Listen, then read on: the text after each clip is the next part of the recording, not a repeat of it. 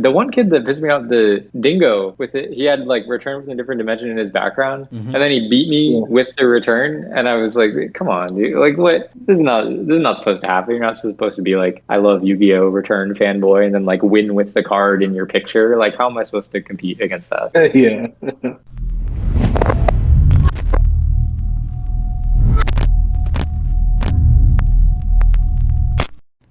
Hey everybody, this is Kristopher Perovic, and I'm joined today by my Overdose teammates Dale Bellido and Anthony Alvarado, along with a special guest, James Ark. And we're here today to have an Overdose Roundtable discussion about the 2021 GOAT Format World Championship that just took place on October 23rd and 24th. Why don't we start off by saying hi to everybody? Dale, you first. Thank you for having me back. Glad to be here. And yeah, a lot to talk about on this topic. So, Anthony? Hey guys, glad to be here. I'm glad to have the round table, be joined by James Art and Chris and Dale. So look forward to sharing my thoughts on the past World Championship event. James? Yeah, like they said, glad to be here. Watched the last one, thought it was a cool video, so it'll be interesting to talk about our experience at Worlds.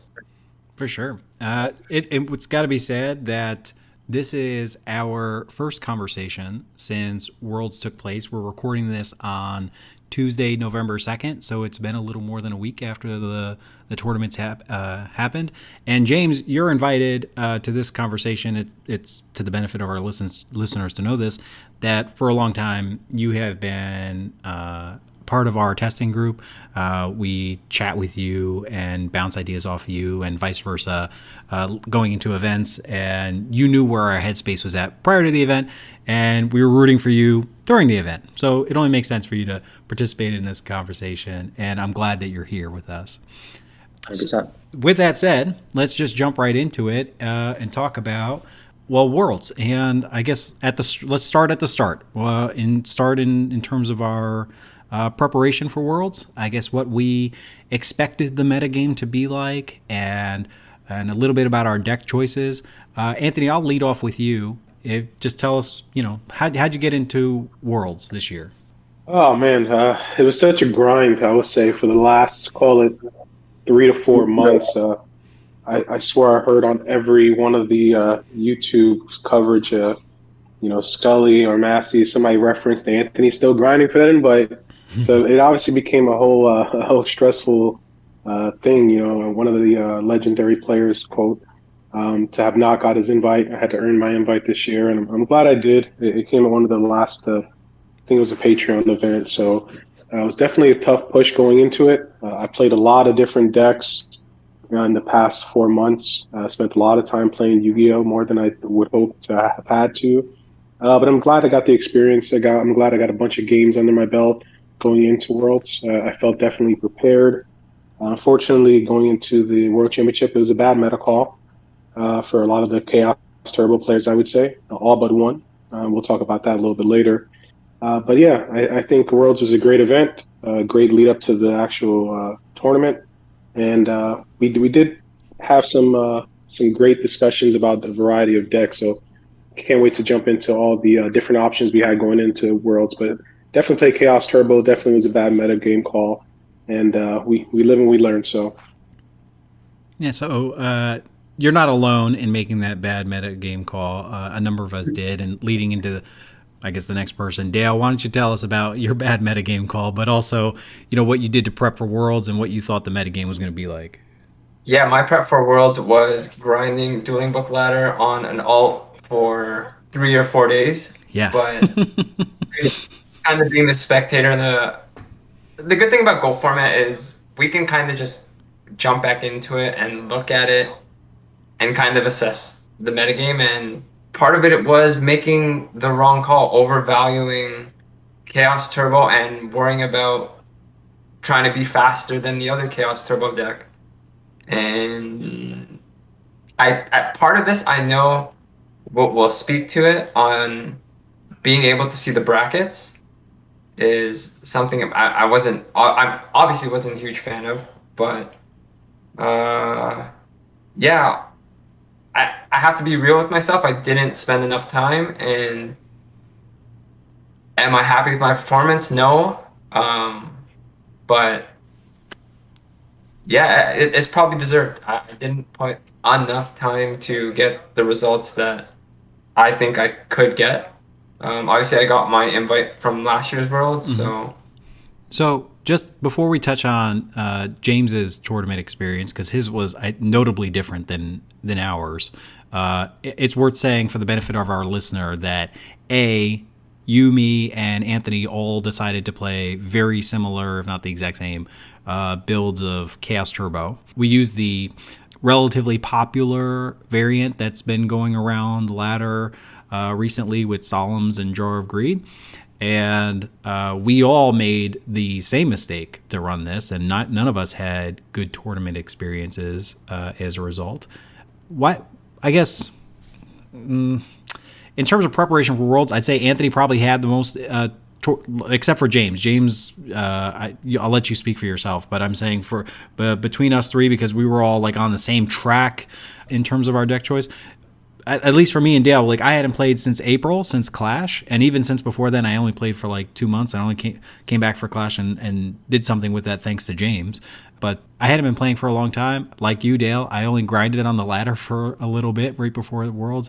But I guess I want to ask the question. I want to pose the question to the group. Why did we decide, and if it's my fault, you say it's my fault, but why did we decide on Chaos Turbo? Like what was it about this particular build of Chaos Turbo that had us so, wrapped up or so confused and so mistaken? Like, what did we do wrong here? Who said it was your fault? I'm not saying it's my fault. I'm just saying if it's my fault, you just say it. I said it. I don't care. Okay, so I'll say from my first. So I'll go first. Sorry, Dave. So from my perspective, I've been grinding for 3-4 months with Chaos Turbo. It was the most familiar deck for me. And I ultimately got to a place where the deck felt like second nature to sort of make decisions with. And not that it was autopilot, but the deck just started drawing so well. And it overperformed leading into the World Championship against any deck that I played against on the ladder or do casual play a game, right? So in mirror matches, I was doing pretty well. I just did pretty well with it in the Patreon tournament. So for me, it was the best decision for me to play. Unfortunately, due to the unknown brackets, it's very hard to determine which ones you should main deck. But we figured, regardless who we're playing against, a lot of times Chaos Turbo does Chaos Turbo things. And going into mirror matches, we felt we'd be faster than most of the opponents because we were running Jar Greeds and Solemns. But we also felt like we had an advantage in just decision making within the how you play your Solemns, when do you play your Wind Blast. So it ultimately could come down to not necessarily a coin toss, but us having a slight edge if we overcommitted to the turbo matchup and then properly sided. So I think that's the route we took, or at least I took. And when you have strong players who, whether or not they play tested a long time, co-sign for that, you feel like you're in the right direction. And other teams made very similar choices. It wasn't just Overdose decided to run the wrong deck. Like a lot of people decided to run the wrong deck when you look at the metagame analysis. Mm-hmm. Dale, you have a different excuse? So my excuse per se would be I'm known for just playing Chaos Control, and I had my Chaos Control deck loaded up, and I had this version, the Jar Greed Solemn version, tested before too. And when I finally loaded it up the night before, I won like 4 games on ladder in like 12 minutes. 2 out of 3s. And my hands were good, but like the deck was just, it seemed so fast. And I was like, all right, you know what? I'll probably make a mistake not running this deck because I'm seeing what it could do. But my biggest issue with Chaos Turbo that I've had in the past, and part of it is unfamiliarity with the deck. And I mean, you look at your cards, you know what you're going to do, but there's a lot of, for me, in the complicated game states, it's easier for me to pick apart those like my positions with cards like cards that are in the Chaos Turbo, Chaos Control deck. Mm-hmm. So was this deck a little too linear for my liking? Mm-hmm. Yeah, but a year ago I came into Worlds with, so in 2020 Worlds, what I brought to the table was like, we should play Turbo. Well, obviously I didn't end up playing Turbo and I did fairly well, although Turbo won, but the same issues that I've had in the past, like I felt like the choke, there are choke points in this deck and it doesn't happen often, but in a slow enough game, which if I wasn't drawing as well as I was then, Right. maybe I didn't know how to properly navigate through it. There's crazy replays of me making very different choices, and should I have made different ones?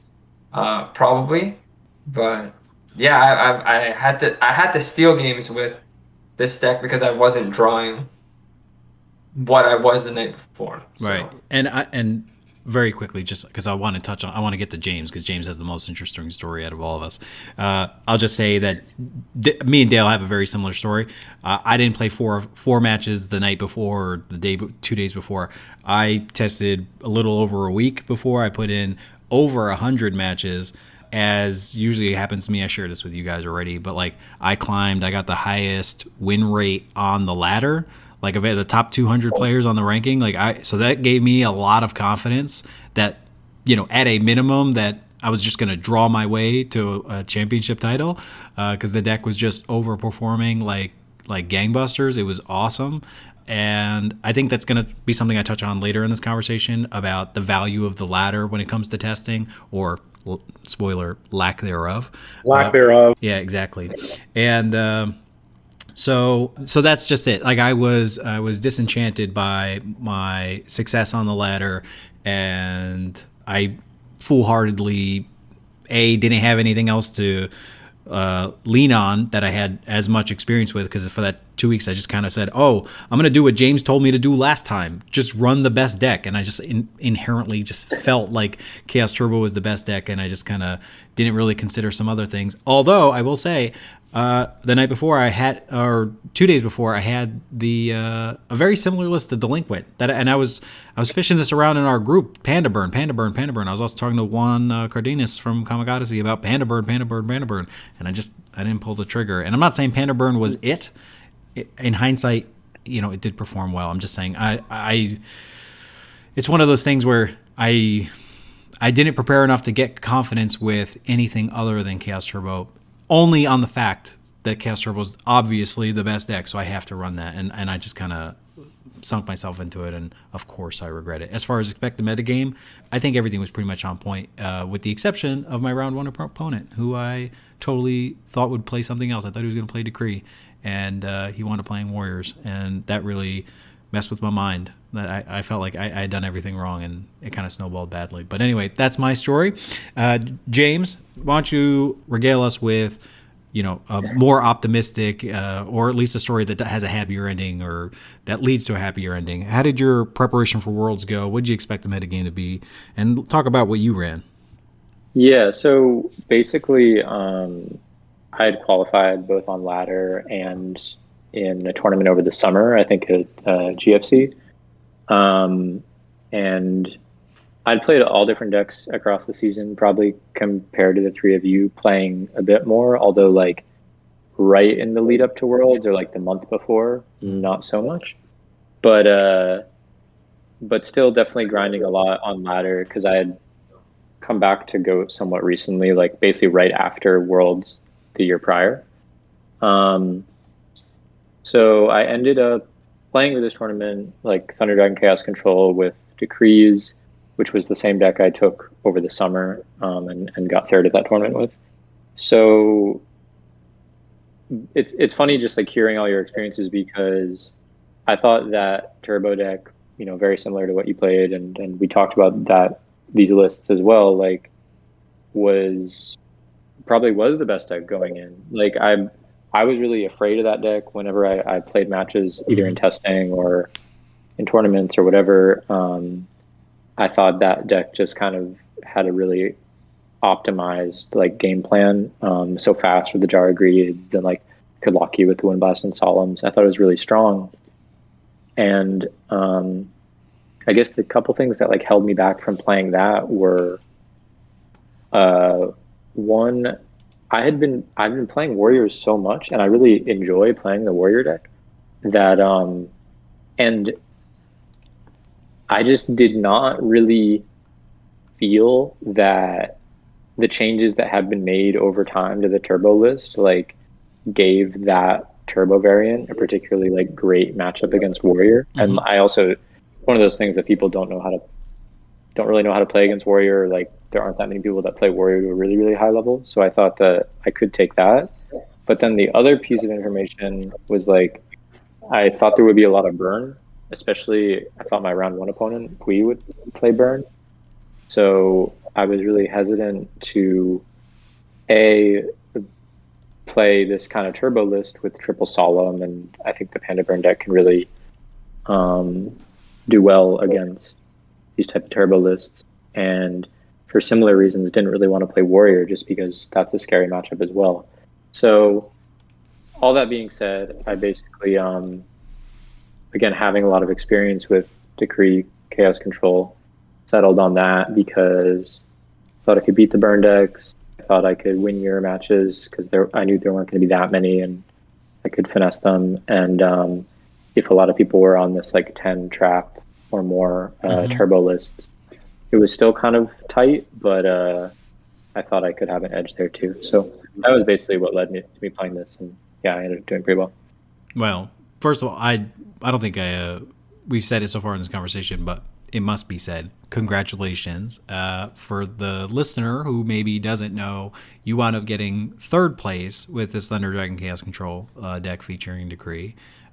Way higher than the rest of us. And I guess on that point, Dale, why don't you tell everybody, how did you wind up doing in the event?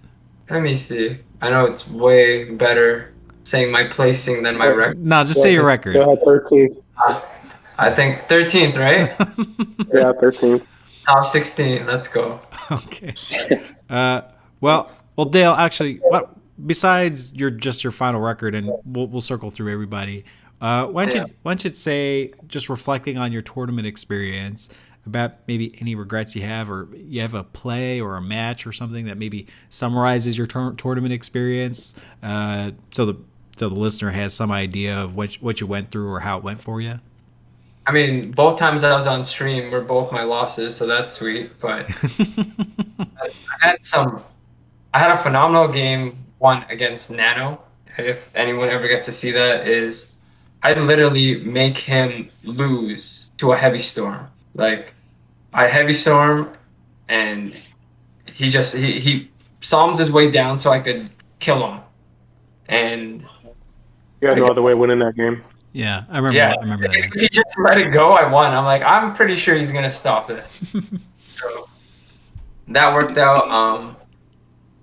My game 2 with Ivan, I put myself in a really good position, but I totally messed up my one chance to pull the game back into my side, because obviously that game, if you see that game 2, I'm putting monsters face up on the field, flip monsters face up on the field, just so I can set up my hand for a game shot. Right. But I don't shift gears in the middle of that match when I should have, where when he wing blasts the BLS, I don't need to go for a game again, because now I have the advantage with the live BLS and a flip. But I went for it, and I thought I had it, but I didn't. And game 3, I tell him, sorry for the God Hand, and I draw the most opposite God Hand that you could possibly see without drawing triple Thunder Dragon. And yeah, I have a sweet match against Sparky. Maybe I'll do a video on that one, but pretty much I had a Decree and a Zimbraya up, and Breaker summoned just to crash a Zimbraya. So that was pretty awesome. Okay. What was your record? Was it 1-2 or 2-2? Yeah, I finished 13th, if you're wondering, Chris. Sorry. No, just okay. Anthony, how about you? Yeah, Dale finished 3-2. I finished 1-2 in 33rd place. Yeah. I started the tournament off with a loss. Me and Dale had discussion. The team had a discussion about how we would like to pursue the brackets, knowing that our brackets were available to us ahead of time. So Dale got the W there. I went on to get a bye the following round because Gibby Nation didn't show up. He was out partying the night before. So he did hit me up, said good luck to me. And it didn't carry over too well because I got my first actual opponent of the day, and it was Mark Yada Yada. And I lost that match, and I was out of the tournament.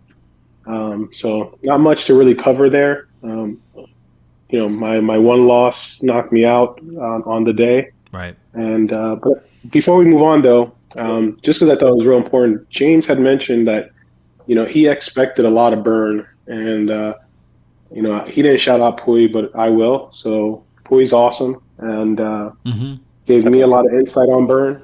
Definitely, probably gave James a lot of insight on burns with testing. So definitely shout out to Pui. She invited me into the Panda Burn World group on the Discord, and I learned a lot, and I asked a bunch of questions. And I know Chris said 2 days before he came up with the list with kinetics in the main deck. We weren't brave enough to pull the trigger on it, but it is something that was quite interesting to learn a lot about Panda Burn, learn a lot about alternative win condition decks, and some of the different routes we could take. Within that same group, Mass Driver was the topic of discussion as far as side deck options, like stuff like United We Stand, Mass Driver in the mirror match. Yeah. So I just thought it was interesting. I definitely wanted to get that out. That first of all, I'm not in that group, but Pui is in a group. Yeah, it's okay. Pui's in a group with me and a lot of others that talk about the deck types for GOAT format. So like the GoFormat.com and FormatLibrary.com, they use a standard set of labels for deck types, and Pui has been leading the charge to give Panda Burn its own label. It does now, and over the course of that, they have shared a lot of things about that deck and showcased their passion for it. So yeah, they're definitely leading the way in terms of popularizing that deck. A lot of shout outs definitely go their way. Yep. The Pui, Chopper, KL, Delinquent, all those. Oh yeah. All those folks are great people. Correct. I'm shout out to them. Not trying to shortchange anybody. Yeah, everyone deserves a shout out in that regard. For me, I went 1-2 like Anthony. I think it's 33rd. It was not good. I won round one. I expected my round one opponent to be playing Decree, and I thought that was going to be a really bad matchup for me, but I just decided to run the Chaos Turbo with a bunch of traps anyway. I just thought it was going to be fine. But they wound up running Warriors and really threw me for a loop, and I had sided hard for Warriors. Which you guys can see because the deck list is up on the screen, so you can see that. I had sided really hard for it, but even in testing, actually, my win rate against that deck was not great. I just thought that I really did lean on the fact that I was just going to draw like amazing, and it worked for me round one. Round two, I played against Dingo Sig. He played Chaos Return, and there was a point in the match where, actually, I don't want to belabor it. I'll just say that I had done something to pass priority to him, and then he indicated to me, or at least in my view, he indicated to me that he told me to go. I thought like that was like clearly him passing back priority, and so I went to my main phase. It mattered for reasons, and I want to anyway. I got 2-0'd, so I don't know that it would have even changed anything.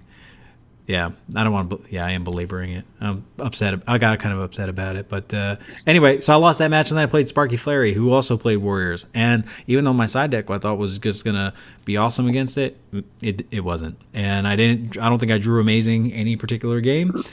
So that's my tournament experience in a nutshell. That it should be a lesson learned actually from last year, because last year I think this was something I talked about too. How going into Worlds, I felt like I was drawing pretty great, but then game one against Lazaro, round one, I can't find a Thunder Dragon for like 30 cards, and then game two I draw 2 Thunder Dragons, and then match 2 I draw 2 Thunder Dragons, and you really gotta not plan to draw well at Worlds, or at least next year. I hope that's a lesson that I apply. But yeah, that's my tournament experience. I think my main regret about it is that I should have paid more attention to the signs. That's the other thing that's really annoying.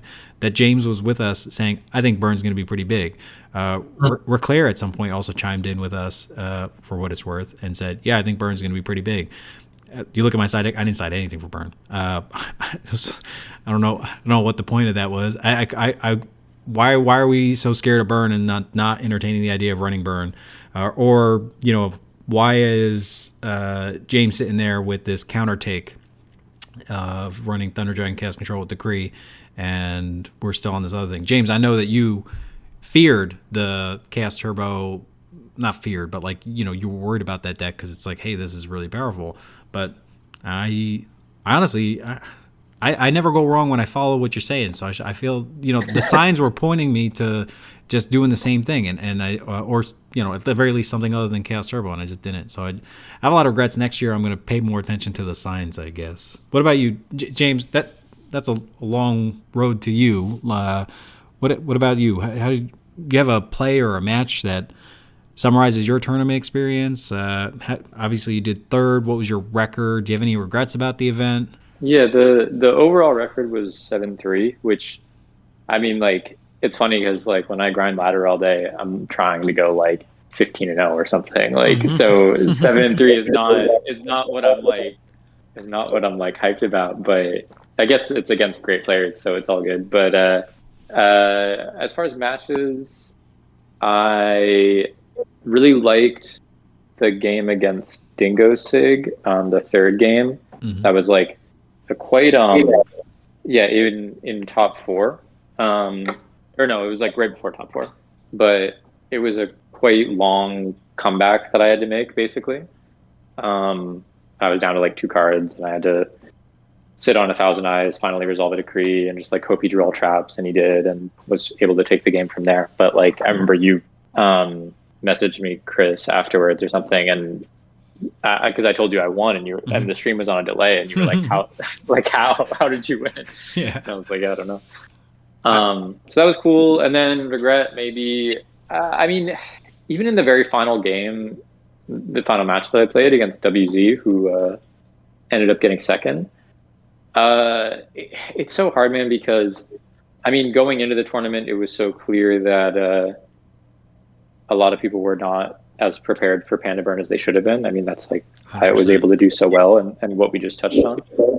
But I felt like, because of testing with Pui, like you had mentioned, I had a pretty good handle on the matchup, and I knew a lot of like weird little tricks to kind of optimize it. Mm-hmm. But it's just, you end up playing that matchup so fundamentally different from a lot of others. Like you're not trying to accumulate cards, you're not trying to put stuff on board, like all the stuff. So it's just a lot to keep in mind. And I think that by the very end of the tournament, there were just like a few minor things that I could have done differently against WZ that I think in one game would have definitely allowed me to win. And then in the game one, maybe just would have allowed me to live an extra turn, and who knows. But those matchups are always like, they come down to kind of like hoping they don't draw enough burn traps, so they don't draw the card the turn they need to anyway. So, it is what it is. Did WZ run True Nade? Yeah. Oh, yeah. He ran the cat deck. Yeah. Yes, thank you. I couldn't remember which one. KL ran the Panda Burn, and he ran the cat deck. And yeah, I gotcha. That's one of those things that people look at Decree and just naturally assume that you have a good Panda Burn matchup, but they can often just reset your Decree and then set the traps first and make sure it all goes off. So it's kind of, in the fact that you have no defense, you have no Mirror Force Torrential or Sakus or anything, it makes it, and you're like, your defense is normally Scapegoat. So it's not, I don't think it's as easy as people make it seem. Your one big benefit there is that you have 1,000 Eyes to block attacks, but if you're not applying pressure, that doesn't do a lot for you. So no, it's definitely not an easy match by any stretch. So then, with that said, I mean, we have talked a little bit about some of our matches. We talked a bit about our tournament experience. I guess I want to ask each of you, and I'll go the other way this time. I'll start with James. James, why don't you tell me, compared to what you expected going into the event, in terms of, what deck types you expected to face. Like, I imagine round one, obviously you thought that Pui was going to bring Panda Burn, and they didn't. I imagine that. I don't actually know. I've never asked you. It's worth asking. I don't know. What did you think you were going to do? Did you think this was going to be like? Were you sad when you loaded up Thunder Dragon Chaos Control, or did you think you were bringing the nuts? You know what I mean? And then finally, I guess another thing that we're talking about is the. I think 3 of the top 4 deck lists all revolved around a similar concept, right? Because it's like a Panda Burn or Rescue Cat thing. And did you?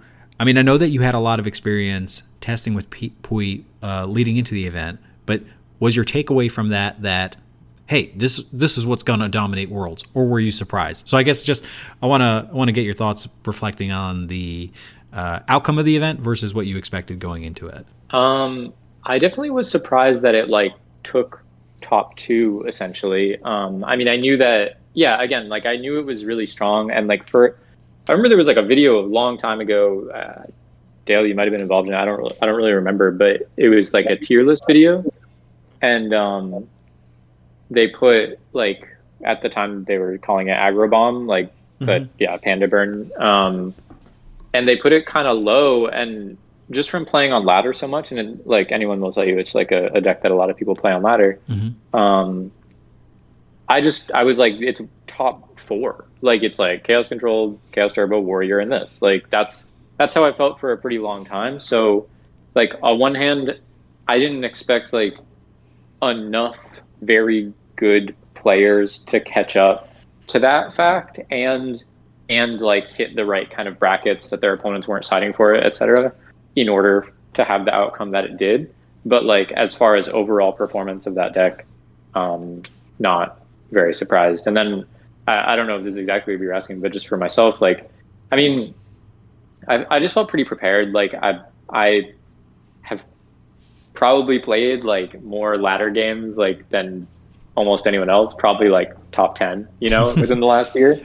So those top 10, by the way, I don't know if this is how you meant it, but the top 10 on Dueling Book is probably all your alt accounts. That's how much you've played. many alts, yeah, all that. So I just had a lot of experience in the past year, and then I just think it's funny to mention, but so there was a side betting pool for this tournament too, that some of the guys organized, betting on which players would do well and stuff. And I also want to say that all 4 of us were picked very highly as a lot of people's first picks.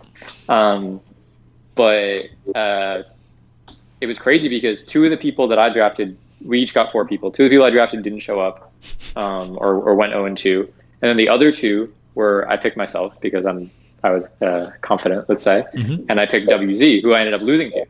Nice. But just on the strength of the fact that I was the only person that got 2 people in top 8, I ended up winning this small pool of money.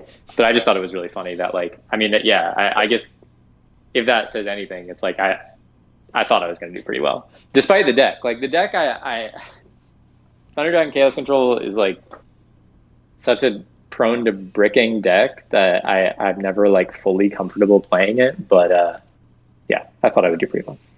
Well, that's great. I mean, I'm happy that worked out. I'm also happy to hear that you won that pool thing. That's spoiler for the listeners. That's the only reason I lost on purpose, because I wanted to make sure LeBounty didn't win that pool.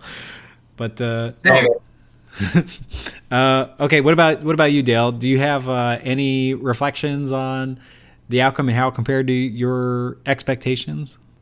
Talking back on that point with James on that tier list video, I actually remember that video, and I actually was putting Panda Burn a little bit higher, and then Scully was just telling me that, or kind of talked me into saying it's not as good.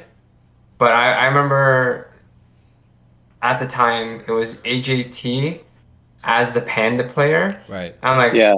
Every time I see this guy destroy people, and during lead up to Worlds, I was following a lot of Chaos games on ladder, and he was just winning some insane matchups, and I was like, wow, this deck's actually strong. I knew it was strong. It's just I didn't know how many people were gonna jump to it. And the tournament, like one take that I have on why Panda Burn did so well is the structure. And by structure is being able to show the brackets and people kind of not having tournament ready side decks. Like not tournament ready is not not the right term, but having to side for a whole field versus just your matchups to get you into top 8. Right, but you got to think like round 1 if you're playing against KL or WZ, that there's a good chance that you're going to be playing against this, right? So like these people are in your brackets, you should be siding for it. The question is like, how do you side for it? Well, I mean, it also impacted James's main deck. Like he was comfortable with running the Kree main deck with Chaos Control, but the fact that he knew he's playing Pui made James say, you know what, I'm definitely going to go this route. No question of that. Well, is that? I mean, I guess it's worth asking: is that the right call? Thunder Dragon Chaos Control. If you know you're playing, or at least if you expect you're going to be playing against Panda Burn, like is Thunder Dragon Chaos Control with Decree the right call? I'm not picking on him, but I'm just saying like I'm wondering. I guess how much of this was luck, roll the dice. Like if a tournament played out again, like would this happen again the same way? Or was there something inherently beneficial to running Panda Burn in a field where most people were playing Chaos Turbo with Solemns and Warriors? Like, was this a good meta call, or is this deck just difficult to side against? Like, is this just a really good deck? It's difficult to side against. Yeah, for sure, it's difficult to side against. But one thing that I definitely want to say, I've been thinking about this in the week since, is the top 8 deck list being revealed, which, I mean, we'll get into all that later. And that part I don't have a particularly strong feeling about. But I think that one of the most challenging things playing Burn is, I mean, it's like the classic thing, like you win game 1 and then you lose game 2 to their side cards. But it's so hard because you don't normally, like if you're playing on ladder, you're playing a tournament, whatever, you don't know what they're going to side. You don't know if it's going to be Decree. You don't know if you're playing around the Hollowed Life Barrier or Wombats or Mobius or whatever. So like being able to know exactly what they're going to bring for those top 8 players, I think made a pretty big difference. Yeah, that's actually pretty good. Yeah. You had players playing around barrel behind the doors, and it was ridiculous. Right. That's actually how Delinquent won. He didn't even need to activate barrel behind the door. He just knew his opponents knew that he had it, so they had to play like he did. Totally. Yeah, no, that's all good points. Anthony, what about you? Any other reflections you want to share? I hate to keep harping back, but yeah, grinding on the ladder for months to even try to qualify via points at one point. I saw a lot of Panda Burn, and it's the reason why I joined the Pui's Burn World, Panda Burn World, or that Discord channel. I wanted to learn more, and I was convinced that I may want to go that route and play it. I tried Stein variants. I tried Panda Burn into Zoo Beatdown variants because I like the Cold Wave Zoo deck that Alafea ran for a while. I tried so many different options, but the entire idea that if I ran Panda Burn, I have an advantage game 1, but to James's point, game 2 and 3, it becomes holy crap, they're going to side in 20 cards against Burn and they only allow 15. Like, it just always felt that way when you're running an alternate win condition deck. So I was always fearful to run it, and I tried my best to sort of become more comfortable. And I'll be honest, Panda Burn's not the easiest deck to pick up on when it comes to activating and when to set and when to commit to the board. So 100%. I know Juan and he and I were talking. He sent me a couple of lists, and he had to get used to the deck. It took him 3-4 weeks before he got used to it. That used to it doesn't mean you're good with it. It just means you sort of understand the game mechanics of the deck and when you should play things and when you sort of need to hold back or push a little further. Right. So not having enough time, having that fear that the side deck would come into play, does impact your final decision. And I will say that knowing who you're playing against in your bracket, like Chris, you didn't side any Burn. Why? Because the best chance of you seeing Burn was probably, much further down the line, and you wanted to make sure you win those first few rounds, right? Yeah. So you're not worried about that. At that point, you're hoping they get knocked out before you get to that state of the tournament. So it definitely plays a role in knowing where the brackets are, how much we paid attention to seed points. We'll definitely touch on that, but That's actually. the tournament experience. Yep. I was gonna say this Well, is something. let me just one last thing. Well, I want to. No, hold on a second. I'm gonna cut you off. I just want to say that was one Yeah, thing that sure. I remember we were talking about is that in the lead up to the tournament, even though you had considered Panda Burn, the difference between you and Dale is Dale had 3 matches and a very finite pool of players that were going to be in his bracket. But you knowing that you were going to take the loss, you had a lot more players in your pool. It was a lot harder to just know who you were, or even estimate who you were going to play against. It's one of the reasons why I think you went with Chaos Turbo to begin with, because it was like, oh, this is just generically good, and it doesn't matter necessarily what I play against if I can do what Turbo does, et cetera, et cetera. But with Panda Birds, like, I could be playing against people who are siding hard for this. I could be playing against people who are playing something that I won't have a chance to use this against, or something like that. They might be playing another OTK, like you might be playing Reasoning Gate, and that might not work out so well for you. So it was a lot harder for you and a lot different than other people who thought they could stay in the winner's bracket. Yeah, and I think we simulated some of the scenarios in the losers bracket, and we saw that there was going to be a higher chance to play Warrior / Chaos Turbos. Mm-hmm. And again, we oversided for the Warrior matchup, and we felt that we would just as fast and perhaps could play alongside or with the Turbo Mirror. So I think we still made, expectation-wise, I think I made a decision based on the losers bracket, how it would play out. Looking back, I did expect Panda Burn to play well. I didn't see 2 of them being in the finals, or variants of a Panda and a Cat. Mm-hmm. But I did expect Burn to do well. I just thought people would know better and prepare better against it because they knew it would do well. It's literally been what's dominated the ladder for months. And that's, people want quick games. They want to earn enough points to try to qualify that way. So the ladder blowing up with Panda and people sort of being aware of that made me think they're going to be prepared for it. Don't run it. But it was the exact opposite, or it's that you can't really prepare for it because all it takes is a well-timed true nade, and you set your burn cards and chain. Good game. Word. Well, I want to chime in on one thing, like just about familiarity with burn, because I also was picking up the deck, not exactly for Worlds, but in general, like trying to think about if I wanted to play it. But back over the summer, I had Pui actually lives close to me, and oh wow, I've met with them and played a bunch of games with her, and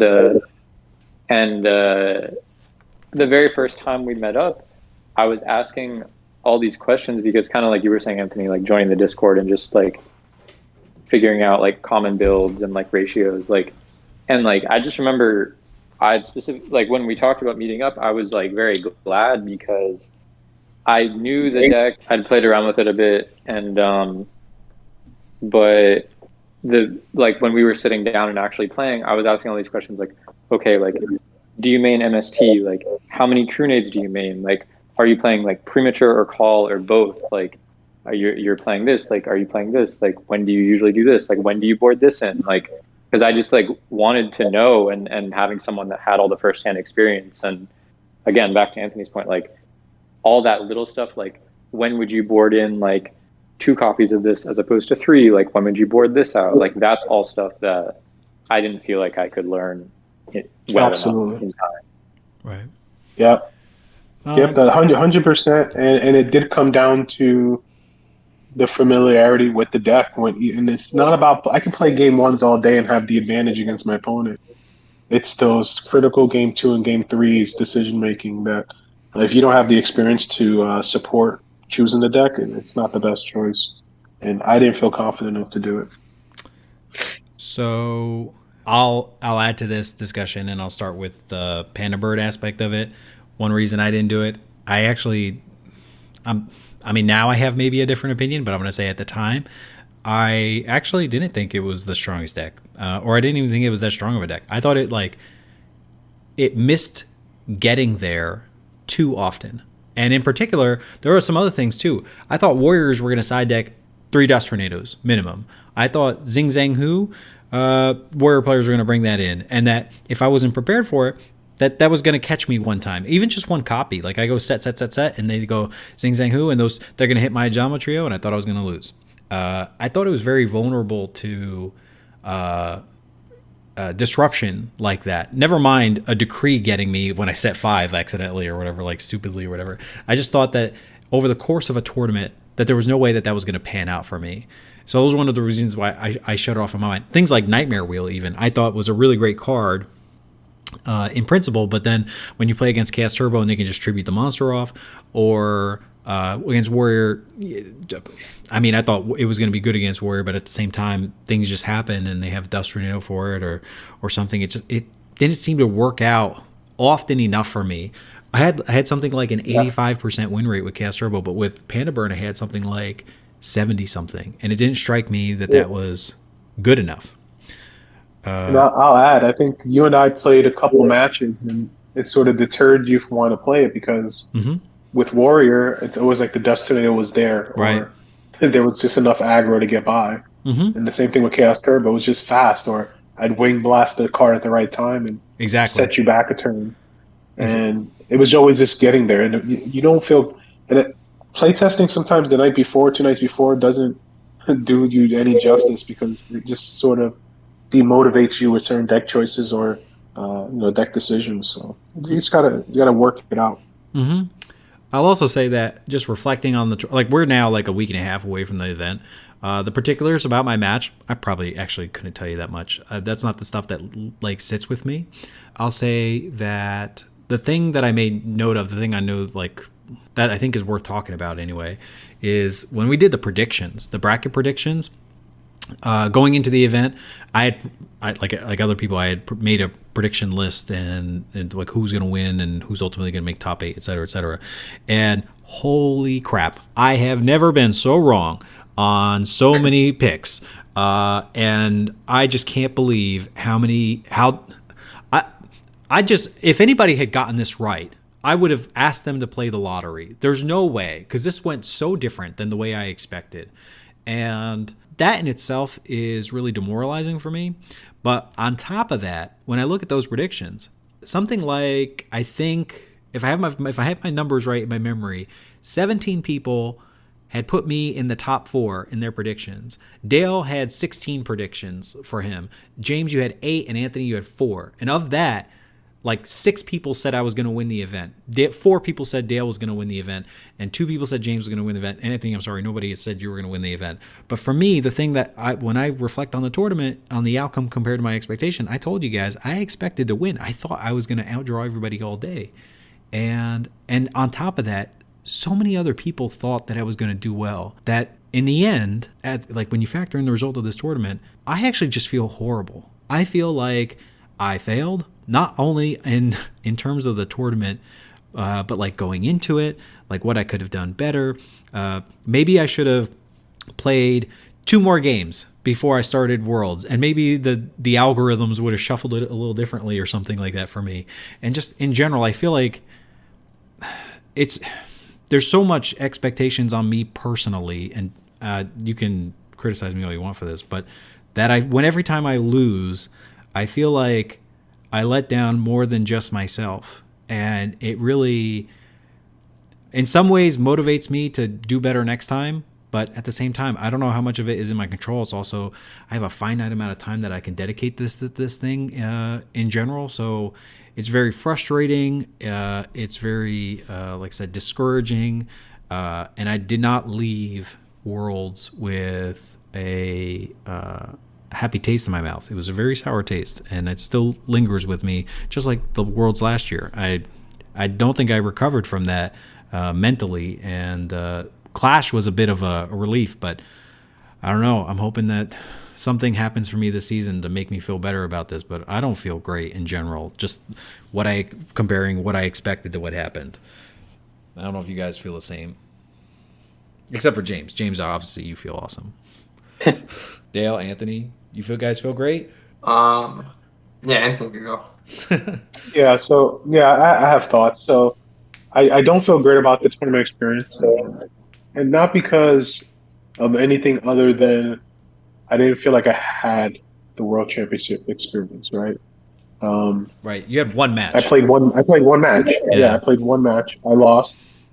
And I just wish for the second year in a row teammates didn't get paired round one, Oh yeah. and the outcome could have been a lot different. I mean, in 2020, Chris got paired against Lazaro. Lazaro obviously pushed real further in the tournament, but you know, Chris went on to play in the losers bracket, and I hope we talk about the tournament structure here shortly. But Yeah. that's a grind, and from even for me having Gibby not show up, it's still a grind. Like, yeah, I'm one step closer, but that loser bracket in a world championship qualify or not qualify, but tournament is a grind. It's such a grind. I think the number is played out where if you lost in round one, you had to go 7-1 to make it into the top 8 cut. 6-1. And But yes. yeah, so I mean, whatever it is, I played one match. The tournament expectations, it sucked. You prepare all year, you play, you grind, and you play one match and you're done. So that's how I felt about it. Dale, you have anything to add, or you want to just start talking about this tournament structure? No, yeah, it sucked. I did way better last year than this year. Last year, actually, two of us played teammates. I played Rymus. Ah, yeah, I forgot about that. But yes, yeah, that was it's awesome. It's not World Championships if Overdose doesn't face each other in the first round. I mean, if Lazaro entered, you probably would have played Lazaro, and I would have played. Probably. But okay, so But, yeah. So with that, I mean, so there's something to be said about this tournament structure. I mean, we've alluded to some of this or some of our criticisms. Some of this is on us, right? Because frankly, we knew what the structure was going to be. We knew that. So for the benefit of our listener, I will say this was a double elimination tournament. The bracket was known. It was set. And the way that it was set was by what your ranking was on the Discord ladder, and accounting for how many extra seed points that you have, which you could earn by earning extra invites. So somebody who had 10 invites, which would be more than anybody else, would be seed 1, and then somebody with 8 invites would be seed 2, and then eventually you get to a point where there are no extra invites, and those people were all just ranked sequentially based on their ranking in the Discord server. So knowing that, Anthony and I, we were ranked pretty high. James was also ranked pretty high, but James, like he said earlier, had qualified twice, so he had an extra seed point. That meant that James was in a position where he could earn a bye because there were 56 players. I should have said this up top, but there were 56 players that played in this event. So there were 8 people who had a bye. So James was in the running for that. But among us, Dale was the one that wasn't. And there's a lot of reasons for that, Dale. I'll let you talk about that in a second. But there's other things, there's other features of this tournament structure that's worth talking about. In addition to the structure and the fact that the bracket was known, it also cut to top 8. After top 8, where there were 4 people left in the winners bracket and 4 people were left in the losers bracket, it would start a new tournament with erased records. It would start from scratch, a double elimination tournament. It was also locked matches like last year, where round 1 you couldn't just watch somebody's match. You could only watch as an observer on the streams, either by GoFormat.com or GoFormat Italia, etc. And that, like last year, one of my criticisms, I don't know if you guys remember, was I really hated how round 1 it was me and Lazaro in the feature match, so nobody got to know anybody's deck lists except mine and Lazaro's after round 1, which was really frustrating because it's like, oh, look, there are certain people who have like targets put on their back. And you guys, Dale and Anthony, you can attest to this. You guys would have been a feature match round 1 had you have played. So it's like, it was going to work against us twice. But I mean, I don't want to say thankfully, but you guys we decided that Dale was going to proceed instead. So it was like, there's something to be said about that. And then the other thing that's worth mentioning is that last year, whereas it was a one-day event last year, and people in Europe had the benefit of starting the day well rested, having had breakfast or whatever like that.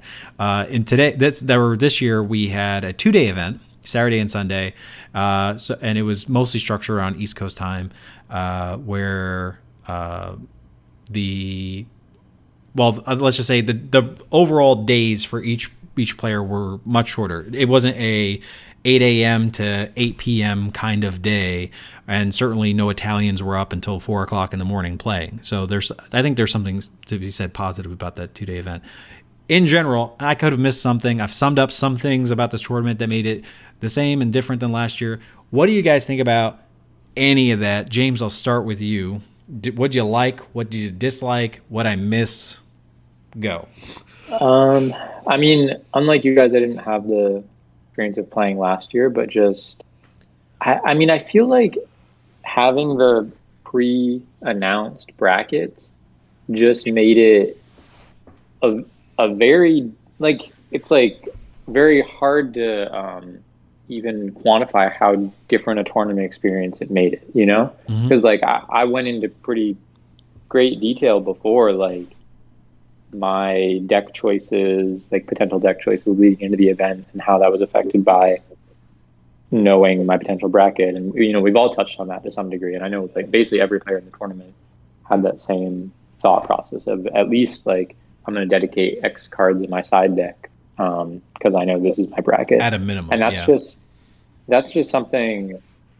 I mean, of course you're gauging the field and hedging for people you might think do well and all that, especially in like a more condensed tournament like this. But having the brackets announced, it like changes the way you approach deck building and metagaming. So for better like, or worse, on one hand, yeah, that's what's so hard, because like on one hand, like it's almost like a cool mental challenge for presumably the best players in the world to be thrown into, you know, like, and being able to kind of like roll with the punches on that, I think is impressive and says a lot to your general experience if you're able to do it. But at the same time, it's like almost not a representation of how any other tournament is structured. So I would probably say I'm not a huge fan of that. Although I don't, if like the seeds are announced the same way, someone could easily just plot their own bracket out. Right. That's why it was announced. Announced. That's why it was announced, because it's like, hey, enough people are going to do this where it's going to benefit them personally, but let's make it official. This way no one complains later / everyone's on the same page. But yeah. Yeah, I don't have a good solution to it otherwise, but I do feel like it's not like any other tournament. So and since it did literally change like the way I approach my deck, I probably would rather it be more similar to an average tournament.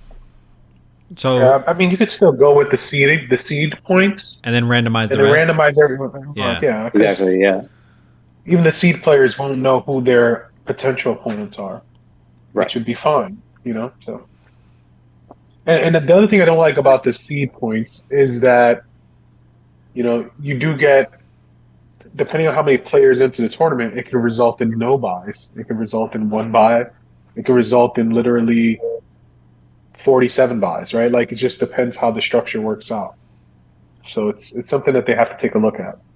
I don't know what the perfect solution is, but it's definitely worthwhile looking at that predetermined tournament structure. It's kind of rough, especially in a field where there's options for decks.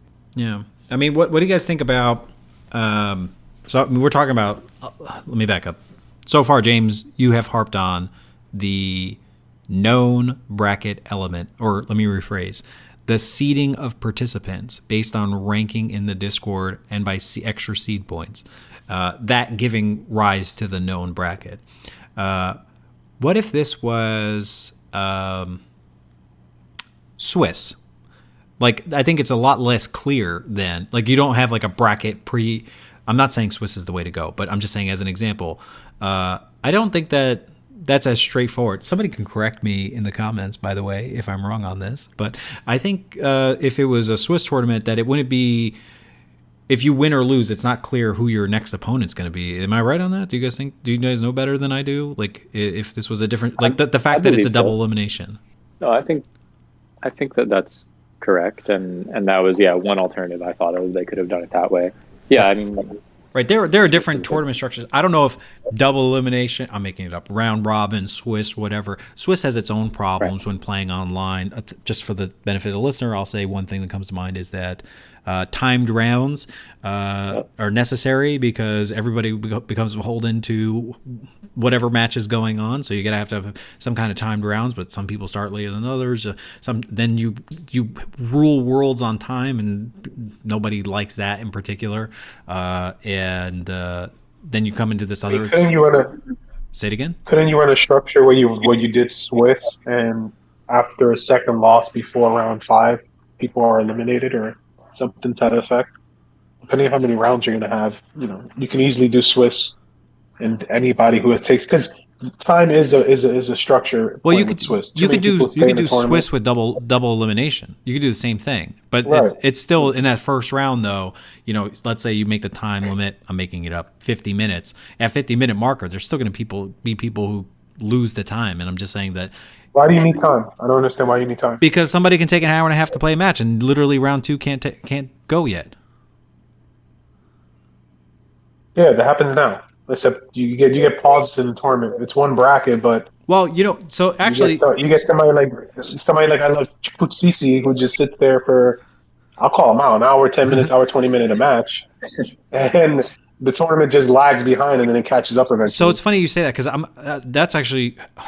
happy you actually brought that up, because one of the criticisms about Swiss is this time thing. But if you're ever in the winner's bracket and you're ever waiting on somebody in the loser's bracket to continue on with the tournament, that's one of the benefit of it being split between 2 days, by the way, that once you reach top 4 and winners, you can just go home.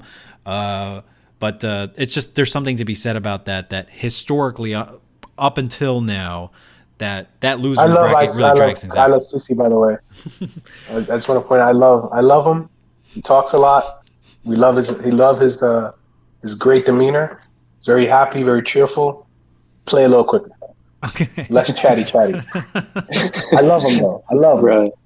Less chatty. Less tokens. I feel that way about so many people. Yeah. No talking. No talking. What'd you guys think about the cut to top 8? I like it. I like to cut the top 8. Last year I think it was cut the top 4 with a reset. Mm-hmm. Yeah, I think because of the Academy League having that obelisk feel with the final 8, I think it doesn't bother me at all. I think it's a good feel for it to cut to the top 8 that way.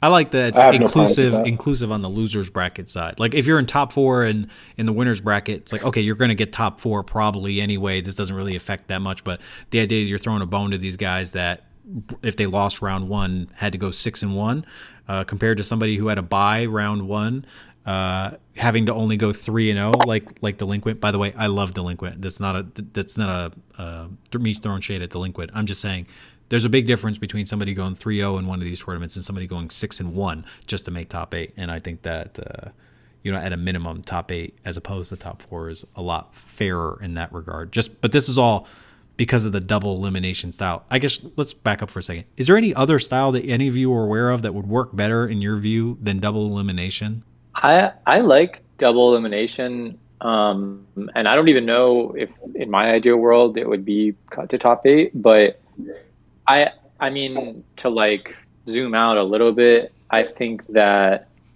the overall structure of seed points and how they're acquired, I don't know if I fully love, because to me, and a lot of the incentive for having multiple seed points giving you an advantage is, I think, to encourage high-ranked players to continue playing tournaments throughout the year and just make it kind of a competitive, fun thing as GOAT format is trying to grow. But on the other hand, I think I might prefer everyone just once you have your one world invite, then that's it, and everyone just gets shuffled and seeded out however you want to do it, and that way, I'm kind of more in that mindset, and I hear that. It's also normal tournaments. Yeah. Yeah, no, this harks back to what you were saying before. This makes Worlds was a very different tournament than anything we've ever experienced, and it should come as no surprise that if you had to pick one tournament over the course of the year where Panda Burn was going to make up 3 of the top 4, it's probably that one weird tournament. Right. Yeah, so I think there's something to be said about that, and I'd be curious to see if GoFormat.com does something similar going forward. What about, and just this is the last thing, and if there's anything else you guys want to touch on, by all means bring it up. But I just want to keep rolling. Locked matches. That's something I did last year, and that, like I said, I have my own personal gripe with it, but that's only because OD winds up getting featured or round one, or tries to get featured round one, and I think there's a negative aspect to that for us. So I'm a little biased, but what do you guys think about that? Do you think that's the right way? From the counter argument, I'll just say is that if all matches were open, then people with large teams or with friends that aren't in Worlds can scout out other deck lists and gain information that somebody, just a random person by himself, doesn't have necessarily the means to get that information. So by locking them down, it's an equalizing force for the tournament. I don't know if you guys buy that. I don't know if you think there's a better argument or a good counter argument, but what do you think about that, the locked matches and feature matches? I like them. I personally like locked matches.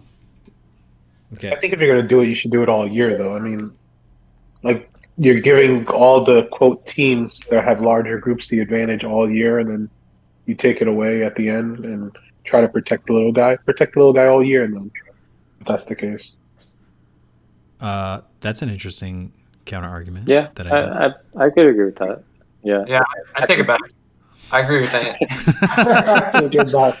Well, and I want to talk about what James said, because James was just mentioning, like, getting more top players, or at least the better players, to be incentivized to participate in all the tournaments. I feel like you still get that. I mean, yeah. I feel like every tournament I played in, I saw Ghost Rider in there. You know, I saw, any number of Ivan, LeBounty. All these guys were always in these tournaments. But they were playing for seed points. I think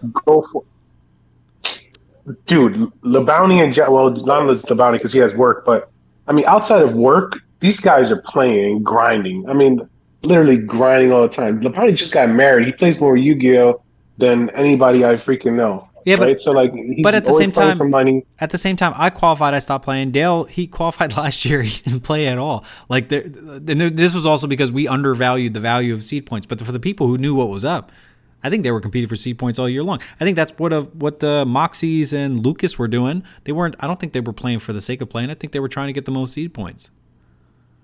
Okay, so again, back to James' point though, these seed points being an incentive for them to get there, I'm okay with that. I'm okay with that. But what I'm not okay with, I think, is taking away the invite and that experience from somebody else who did not qualify.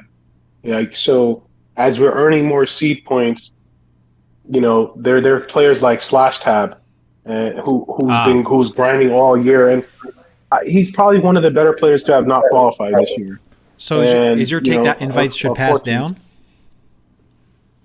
Depending on the scenario, right? I mean, if you're giving away top two and both players are getting C points, I don't think it would hurt to allow one to pass down. If you're only giving one away, then let one pass down.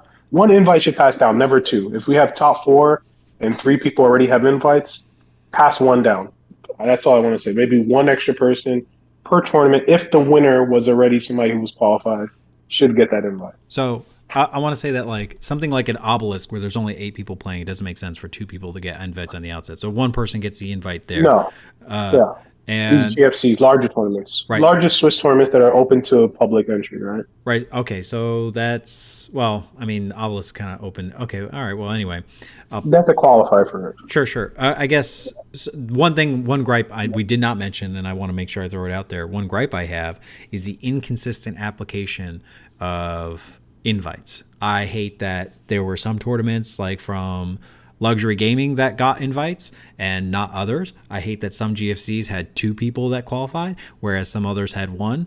And things like that. It made it very inconsistent over the course of the year. And so some people got in second place in some places, and no offense to anybody on this call. Some people got second place in some places and that got invites, and some people got second place in other places that did not get invites. And that's how somebody like Slash Tap winds up getting screwed out of an invite, because they just happen to play in the wrong tournament. It was the same GFC, but it was just the wrong timing. And that's the kind of thing I wish that we, or GoFormat.com, would standardize going forward.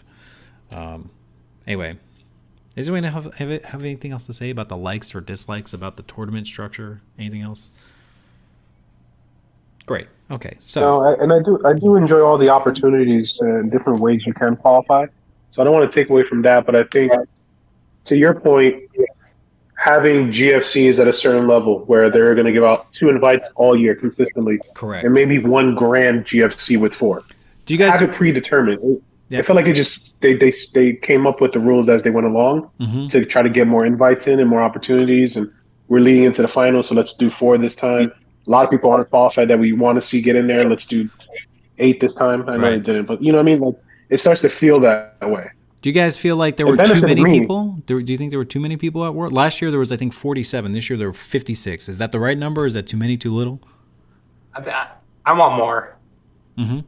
No, I don't want more. I want it to be no more. I'd put a cap at maybe 80. Like just hold as many tournaments. Have it structured enough that you can know upwards of 80 people can make it. All right, for the record, what that would do is allow Anthony, 80 is more. 80 is more than 56. I would love. I said more. Oh, 64. Like that's like. Well, I wanted to get right in this range is good to me. Yes. Yeah, I wanted to get 64, and anybody who's above that would be, seed pointed for a bye. So if you got up to 72, then you'd have 64 players who have to play through their regular first round, and you'd have, hand out the buys there. Yeah, I like the idea of. I think 64 is actually kind of a good number for a variety of reasons. But the challenge is when you plan this out, when you go format.com and you're trying to plan this out, you can hand out 64 invites, but then 62 people show up, and then 2 people get buys that weren't planning on it. So it's kind of awkward. And I guess what I would, if I were GoFormat.com, I would consider 70 invites, and then but make those 6 alternates. You know what I mean? Like 6 tournaments where they're LCQs, or you know what I mean, something like that. And it's, if somebody drops out, then you can fill in a slot. But there are 64 slots, something like that. I think I would prefer. So you'd eliminate the buys? I would get rid of buys 100%. I think buys are like travesty. I hate them in a serious tournament.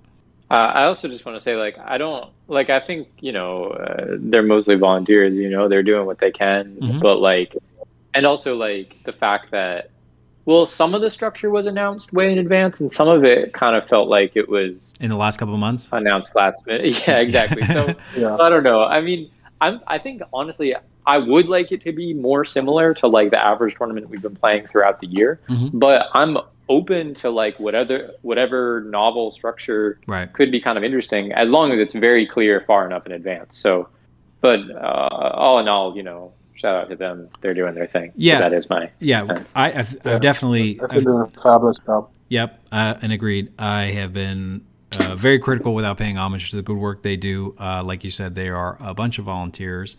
They have kept this format alive and growing, as a matter of fact, over the last several years. And we wouldn't be here having this conversation if it weren't for the work that they put in every single day. I have taken a sabbatical since April, but they're there every single day. I can't believe it.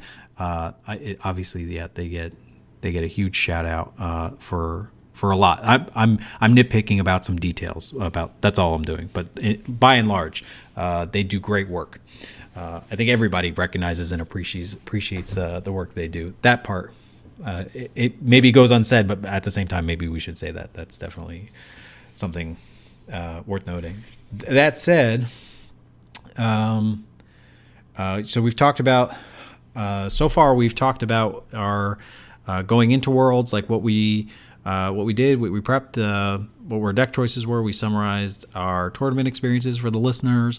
We reflected on what happened, how it all went down, what we liked and disliked about the tournament structure. I think we've covered pretty much everything from Worlds and before. I think it's worth talking about now. Where does the format go from here? So, I haven't played much on the ladder actually since Worlds happened. So I don't know what if I'm running into if people are running into Panda Burn left and right. I don't know if people have just suddenly hopped off and become disillusioned with Chaos Turbo with the Solemns and Jar Greeds, or if people are running Warrior, or people are just experimenting now in this off season. Like, I mean, what do you guys think is the lasting impact of this tournament.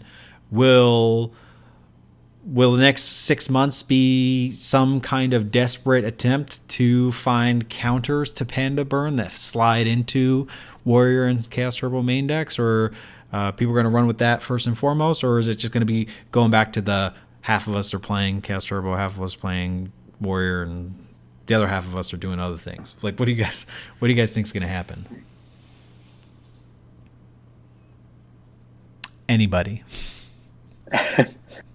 I'm curious to hear what Dale thinks, to be honest.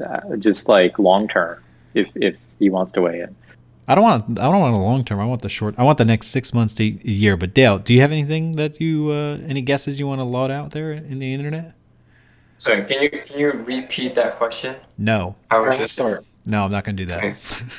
Yeah, so I'll go. So lasting impacts, because I was ready to go the whole time. Lasting impacts. I'll just share that the last game I played of Go format was the Sunday of Worlds, and I was playing against Chris using Blast of the Ruins with 60 cards.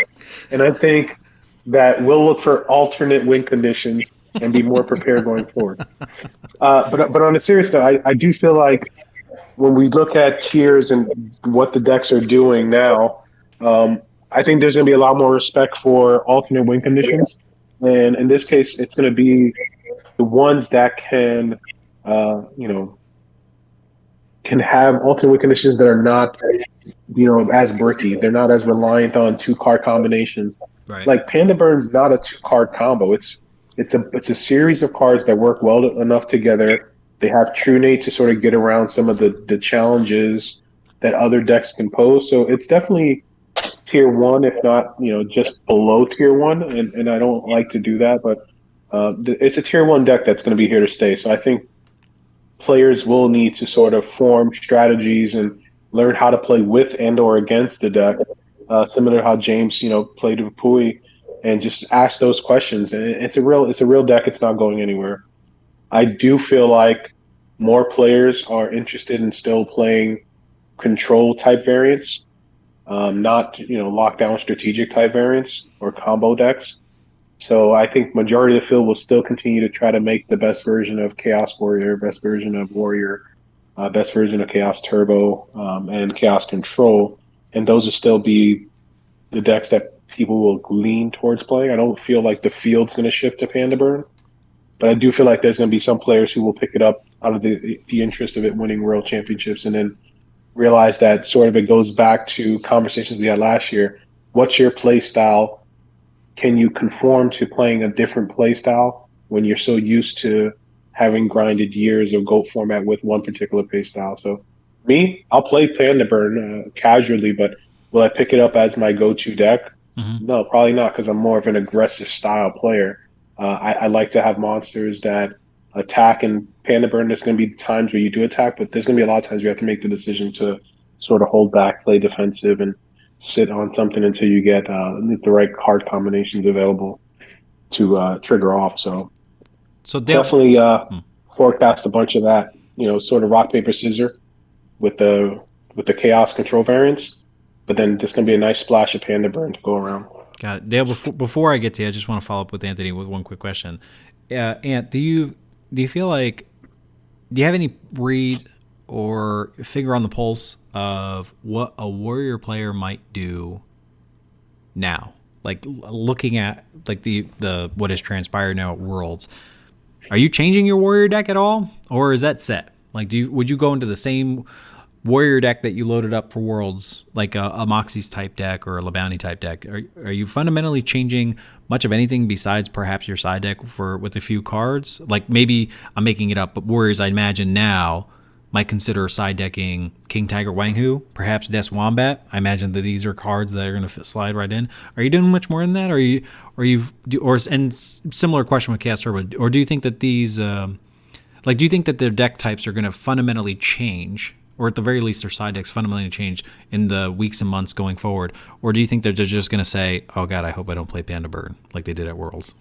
Well, so it's just two answers I want to share with that. So I don't think fundamentally a lot of what's going to happen in the main deck is going to impact the Panda Burn matchup, right? Because Warrior got to where it's at because it's trying to build the optimal strategy to what the metagame would be consistent of. So if 70% of the field is still going to be made up of Chaos Turbo, Chaos Warrior, and Chaos Control, and I'm just making this number up, and then you'll still have now a larger splash, but yet still smaller in the scope of Panda Burn or alternate win conditions.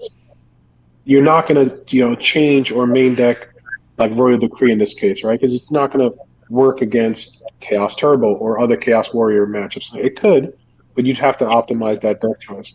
What will likely happen is we're going to run some redundant cards in the main deck, like Dust Tornadoes, like that MST if you decided to cut it. Those will now find their way back into main decks just to sort of have the out to the gravity bind, the level limit, the cards that would stall, and then you're just hoping to sort of clear the way for you to deal the damage necessary. Nightmare Will is a problem. So, cards like that just stop your guys from doing anything. And you can only put 2 attackers if they resolve an Ojama. It's not like you can main deck anything other than Tribe to sort of clear those out with Torrential, right? So you got to start thinking about things like that. How do I optimize my matchup without sacrificing anything to Turbo, without sacrificing anything in the mirror match? And other than that, you're going to have to start changing your side deck strategy. Are we going to start using Mass Drivers, Barrel Behind the Doors, Death Wombats, United We Stands, Lilies, just to sort of clear the way for our warrior strategy, right? But yeah, I don't think there's a one easy fix in the main deck because you jeopardize too much. It's like Chaos Turbo, right? When we start main decking Sakus to combat warrior, now you're too slow in the mirror match, right? So it's a tough choice. I don't feel like too much will change in the main decks.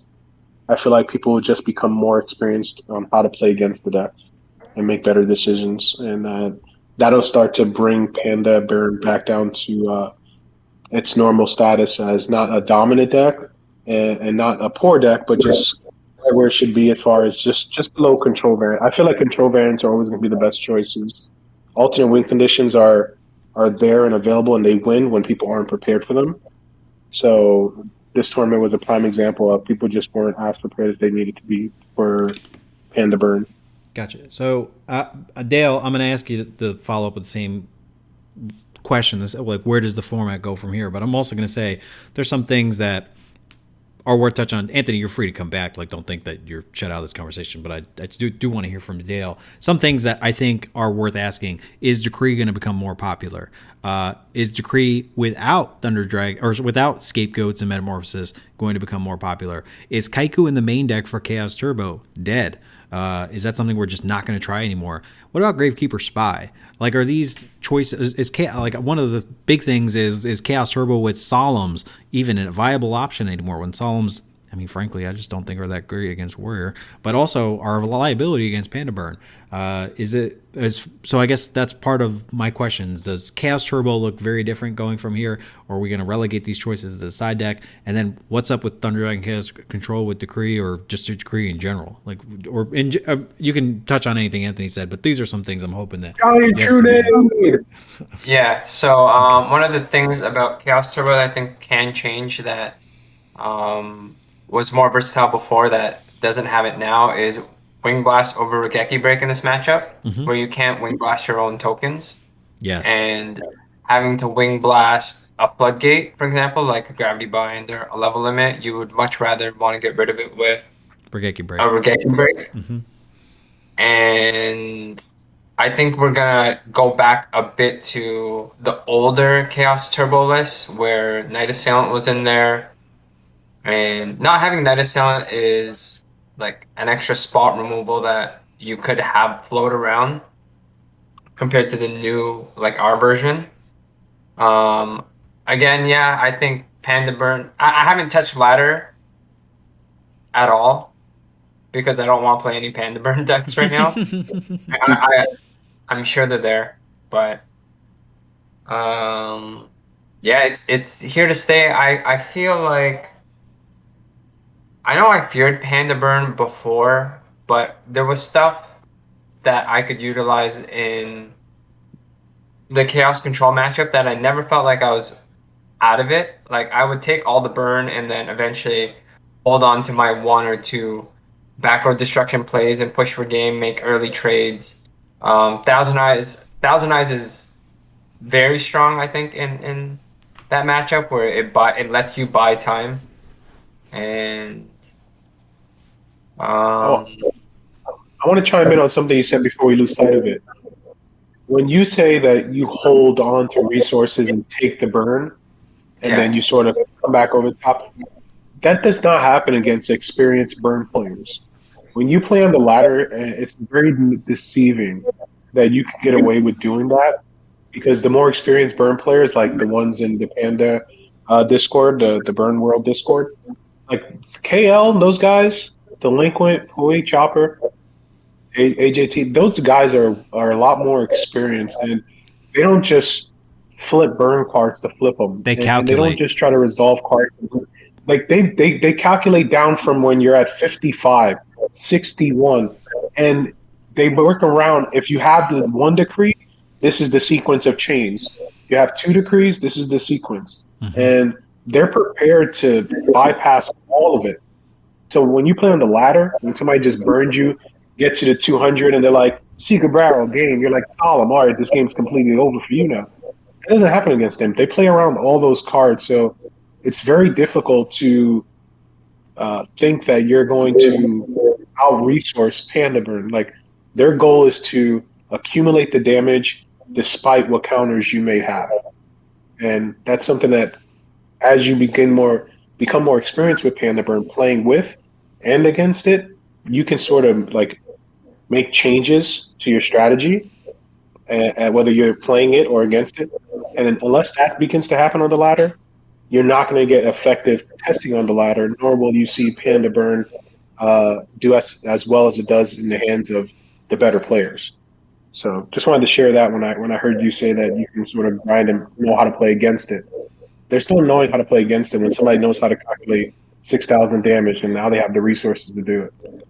Yeah, I also don't think that I'm making it up. I'm not putting words in Dale's mouth, but if you're just thinking that, I'll side deck 2 enemy controller, that's going to get you very far, in a matchup that, you're putting together their whole hand against like one of your cards you might side or draw on your side deck. It's very hard, because what you wind up doing is you're playing fundamentals against fundamentals, and fundamentally, if you're running spies to counter warriors, it's very easy for you to get locked out by a Geometrio. So it's like it's very hard to play around this matchup. That's why I was wondering if the main decks are going to fundamentally change, or if anyone had any insights about what might be next for them. Maybe we can call it ahead of time. I had a little bit of thoughts, just echoing what Anthony said mostly. I think that everyone's about to get their crash course in Panda Burn, basically. Like, if you play on ladder. And that is going to be really interesting. I wasn't really playing Go a lot, like maybe 3 years ago, but from what I understand, a lot of people were starting to pick up Reasoning Gate at the time too. So I think that maybe you might see a similar effect, that like a lot of people think like, wow, this is actually like the crack deck in Go format. Like, now we got to prepare for this. But then slowly everyone's like, oh, actually, you play against it in this way, and you know how to counter it in this way, and it becomes a lot less scary. So I think that you're going to see a bit of that cycle. But I also think that something you initially said, like, I feel like it busts open the door a little bit on alt-win in general, because it's like, now that, like, back in the day GOAT format, like, there was totally like stigma against playing burn, and people didn't want to touch those kind of decks. And then it feels like we're only now just like exiting a period where like people are stuck to their old ways, and people are really like examining this format with fresh eyes, I guess. Mm-hmm. And like for whatever little untouched material there is, but like that mainly would be like these kind of like I played against Lockdown Burn from P-Tran in the tournament as well. Mm-hmm. So there's a lot of different burn variants. I do think Panda Burn's probably the strongest one, but even like Panda versus Cat is kind of an interesting discussion. There's also like crazier stuff like like deck out, like non-empty jar deck out, like 100%. lockdown stuff with like Kaiser Coliseum spatial collapse, like all this like weird stuff that like you wouldn't like want to play. I don't know, like you wouldn't normally want to experiment with, but in kind of like this off season that is coming up, and now that people have already been shown that these kind of like off the wall decks maybe have a little more merit to them than we thought. Like I actually do think that if there's anything left to be explored in GOAT format, it's stuff like that. And because I also sorry, say it again, Ed. Yeah, I was saying it's coming. That flood is coming. Yeah, totally. And because I also feel like something you initially were saying, like these Chaos Turbo, these Warrior lists, like I don't know how much more optimized they can get. You know, it's like, of course, like they're gonna adapt to the meta. Like, oh, like Warriors maining 3 Dust Tornado now, like, or not maining Dust Root anymore. You know, like all this type of stuff, like for sure. But like when it comes to the core strategy of those decks, unless like it's like either you're going back to like 2005 style where you're playing like this like crazy like all one-ofs like versatile able to handle every situation package, or you're playing this like arms race like Warrior against Turbo where you're just like trying to do this thing super efficiently whichever side you're doing it, and burn. That's where like burn really succeeds with like in a metagame like that, I feel like. Yeah, for sure. So I want to say I agree with you. I think that in particular during this down period, you're going to have a lot of experimentation. I think people are going to start by experimenting with Panda Burn, and I think a lot of people are going to come to the conclusion that they came to after they ran Reasoning Gate the first time around, which is, oh, it looks a lot better when they played against me than when I played with it myself. Right. And I think a lot of people are going to drop off it. So I think there's going to be like a little bit of a spike, and then I think it'll flatten out a bit, and it might be slightly higher or maybe the same levels that it was at before. And I think it could take some tournaments in the future because it might just be like a sleeper hit that people are assuming is a known commodity, but it maybe isn't. Like the same amount of times that Matt Uber can win a tournament, I think that this kind of thing can win a tournament going forward because there's just going to be that kind of neglect for it. But I also don't think that things are going to fundamentally change because I think people by default prefer to play Chaos Turbo or Warrior or something like that, and they don't want to envision what that's going to be like fundamentally different. Also, in most cases, they're not going to be playing against Rescue Cat or Panda Burn. They're going to be playing against other Chaos Turbo or Warrior matches. So it's sort of the same thing that let Goat Control remain a dominant deck type for such a long period of time. It was the fact that most of your matches were going to be against opposing Goat Control mirror matches. So the tendency is like, oh, look, this actually isn't going to shake up that much stuff. So I actually think that not much will change in the long term. In the short term, I imagine that we're going to be re-examining some side deck choices for sure. But that's my take. Anyone have anything else about where the format goes? Sorry, Ant? Yeah, I have a question. Do you think, I know the results between Delinquent and WZ went in Delinquent's favor 2-0 match-wise. Mm-hmm. But Panda Burn versus the Rescue Cat matchup, knowing that they run so many similar cards, obviously the stall cards are sort of useless against one another, but do you feel like one should perform better than the other in the field? And then do you think one should perform better than the other in that particular matchup? Because I feel like Panda Burn, I'll answer my question first and then you give me your answer. Sure. Panda Burn would perform better against the field, but I think Cat should have performed better against the Panda Burn. Oh, yeah. What do you guys thought about that? I think that you hit the nail on the head, actually. So just to be clear, I think any deck that runs Milus Radiant and Death Wombat in the main deck is ripe for drawing bad over the course of a tournament. And that's one of the reasons why I didn't want to run that particular version.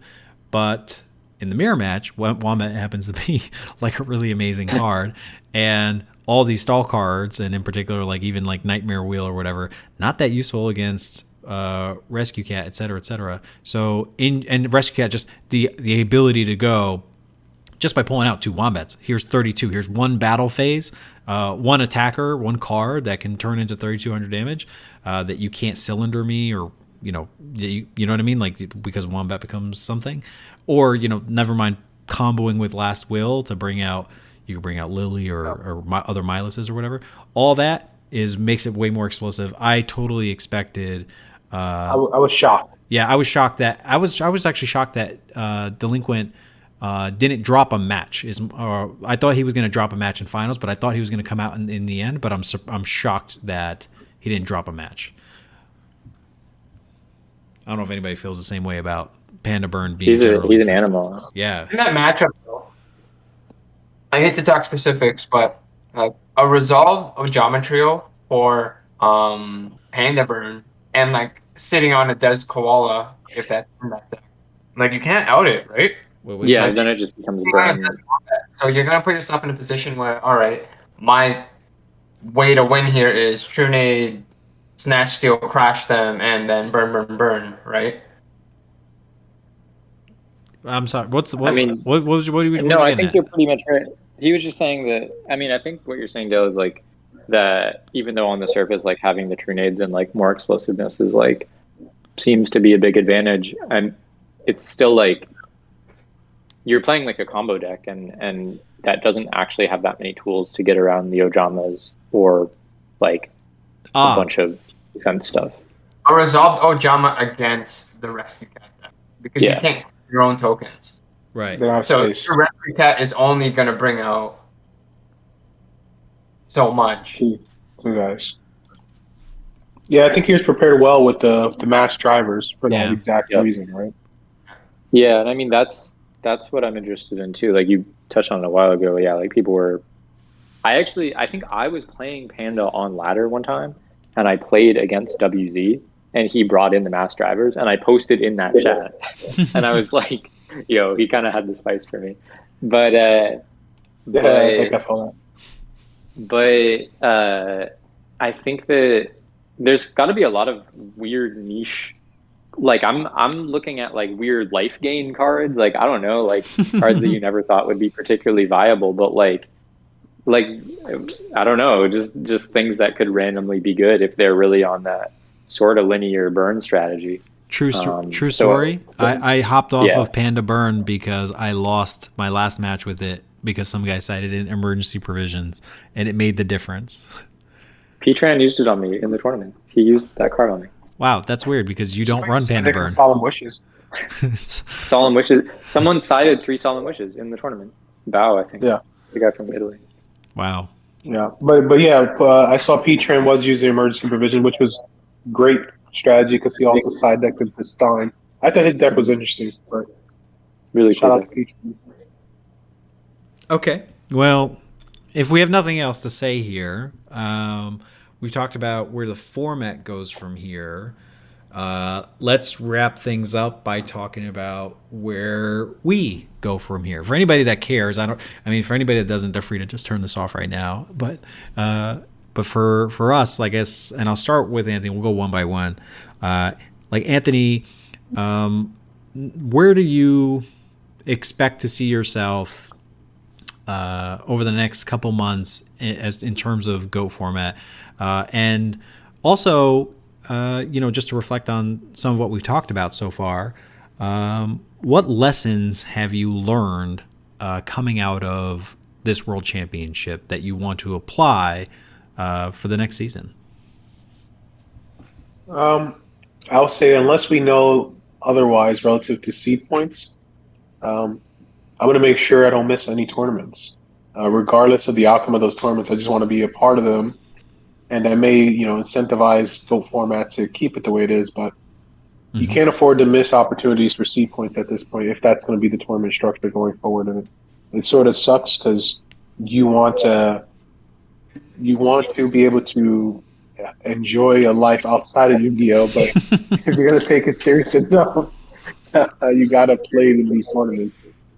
With that said, though, I haven't played a single match since the Sunday of Worlds. It's sort of good energy to not, totally be obsessed with Yu-Gi-Oh and trying to qualify and then getting prepared for Worlds all within the last 3-4 months. So I'm taking some time off. I'll probably jump back on and play some ladder matches come 2022, ramp up, and then hopefully get a qualification early. But I do think it's necessary to take some time off. I definitely learned my lesson that you can't hold off too late to try to qualify, and you got to take advantage of the seed points if that's the structure you want to go in. So definitely going to do that for sure moving forward. Okay. How about you, Dale? What's next for you in terms of Yu-Gi-Oh? And are there any lessons learned from this World's experience that you want to apply going forward? Yeah, I couldn't do what I did last year, and well, last year I was obviously a bit more active than I was this year, but this year I had zero activity, and whenever I would play, so my job makes it very difficult for me to make any of the Saturday tournaments, which is like 95% of them. Mm-hmm. And whenever I played them, I played at work, I played on my phone, and because they decided to put a firewall up and I couldn't get by it. So that being said, when I top 8'd one other one, I played at work and finished it off at home. And Edison, there was an Edison event that I played from my phone and then finished off at home. But anyways, where I go from here, I'm going to pull out James Arc, and you're going to see as many random accounts of me trying to ladder. Yes. I have one that's kind of, it's up there, it's getting there. And Ooh. what else? I actually hope to get my invite. Obviously, I don't think I could get it on a Saturday. I can't miss work. I haven't had a Saturday off really. I've had maybe 10 Saturdays off in the last 8 years. Wow. So I can't use one for a GFC. That being said, Paper Goats are back, the Grand Prix, and I am hosting them. By hosting them is I sponsor them in Toronto, and I'm gonna make sure to host them on Sunday so I can play them. And put up whatever prize pool. I don't care. I'll win my own money back. But that's how I foresee myself getting my invite. And Patreon tournaments, try to catch it there. And Italy, I do plan on going to Italy next year. Oh wow! And hopefully it lines up to the. No, I'm not. Hopefully it lines up. I'm gonna make it line up to that event. My fiance's half Italian, so you know what? Here's a trip to Italy. And oh yeah, there's a card store I need to go visit for 10 hours this day. For 10 hours. But yeah, I will. I've messaged Kristopher, I think, and I just was asking when the next one is. So yeah, I will coordinate my vacations around that time. That's lovely, and I know that your fiance or wife, which is it? She'll be my wife. She'll be your wife. I know that your wife will appreciate that. So, just for sure. Sorry, say it again. No, I don't think she's ever had a smelly basement before. So, okay. The Italy tournaments look pretty well air conditioned. I could be wrong, but it looks like a lot of space. Oh, you're gonna make her come with you? You know, she sat through the tournament once, and I had to drop, and that was perfect because I felt bad. That sounds like such a misplay. Yeah. Anyway, James, what about you? Are you bringing anybody and forcing them to sit in a room full of Yu-Gi-Oh players for 10 hours, or what? No, I'm not doing that. But the IRL tournaments are really cool sounding. I also have ambitions to go to Italy. That sounds like a lot of fun, even though I've angered the Italian Yu-Gi-Oh players on many occasions. You're not welcome. I'm worried I might get chased out by a mob or something. But yeah, I don't know. I played so much GOAT format and Yu-Gi-Oh in general this past year. I think just for my own sanity, it was a little bit of proving it to myself that I hadn't played in years seriously, and then I got back into it and I was like, all right, I'm just gonna go hard this year and see how well I can do. And I'm pretty happy with my performance. I would have loved to go out on a first place, whatever. But I think that I'm probably going to take at least a little bit of break until next year, like Anthony said. And I also have the Edison format stuff that I run a channel for. at Edison. You can check it out. But we've been hosting like bigger and bigger Edison tournaments for that. So I'm like excited to see where that can go, because I just see it as like a time lag on like where Goat format was, however, like 3 or 4 years ago. Like, we can be on that same track and then Sure. host IRL tournaments as well. But if there are IRL Goat tournaments, that feels like to me like the one thing I would kind of like would pique my interest, and I would make an effort to go, because I still I'm down to play in some, whatever high stakes tournaments. I've played in some of the luxury cash tournaments over the course of the year. So maybe something like that could get me off my ass. I have no interest in IRL tournaments. What? Let's put it out there. Why? I'm not buying Yu-Gi-Oh cards. Yeah, I'll send you a deck. All right, never mind. I'll go to an IRL tournament. Dale will send me a deck. I make too much money to play Yu-Gi-Oh. I don't want to do any of that. Dale's like, I make enough money. Yeah, I've done it in the past, and I think like Dale's like, you know what? I make all this money so I can buy Yu-Gi-Oh. See Black Skull Dragon poster on wall. Red Eyes Black Dragon, dude. Yeah, that guy. Yeah, so for me, I happen to be going to Italy, but I will most certainly not be going to play Yu-Gi-Oh. You guys are crazy. I am excited about the GOAT format Grand Prix. I think that's a really interesting way to expand GOAT format. I hope to do that at some point. But if I don't, I wouldn't be surprised, because at the same time, I understand the value of seed points now, but I don't think that I'm necessarily going to be trying to do anything crazy to earn them in the next year. So I plan on taking 2 months or so just off, and I'll try to do some of these smaller things. I'll try to do the Patreons. I don't think I'm going to do the Academy and Obelisk, because it's too much of a time investment for over too long a time.